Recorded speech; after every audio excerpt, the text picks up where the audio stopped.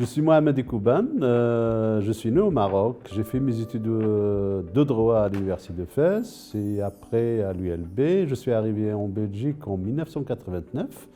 J'ai toujours vécu en Flandre et depuis début de cette année, je vais à Bruxelles.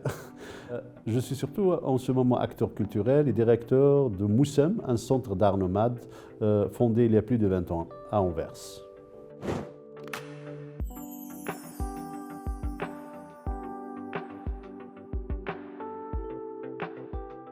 Franchement, moi, je suis un peu mitigé pour ce genre d'événement.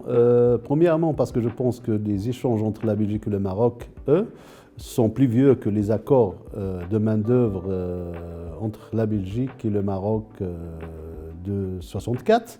Deuxièmement, je pense aussi que la communauté marocaine a dépassé ce stade d'être connectée au phénomène migratoire.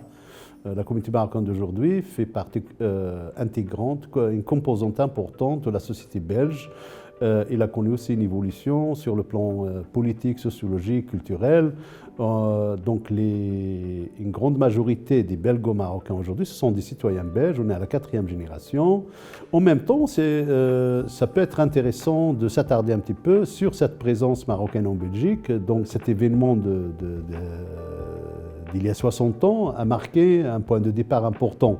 Je pense réfléchir à ce que peut être l'avenir de ces échanges et de cette communauté en Belgique.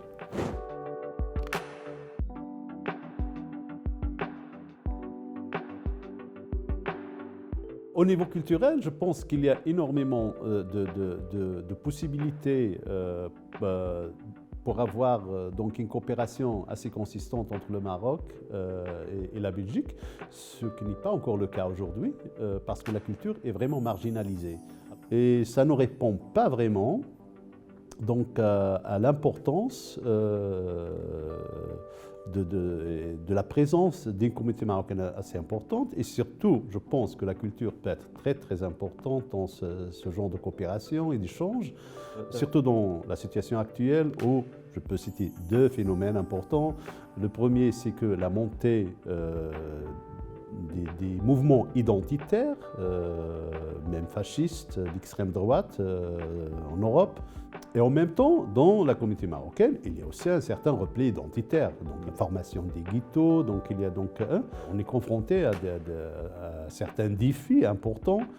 Je pense que la culture peut faciliter un dialogue constructif pour construire ce que j'appelle un patrimoine culturel pour l'avenir.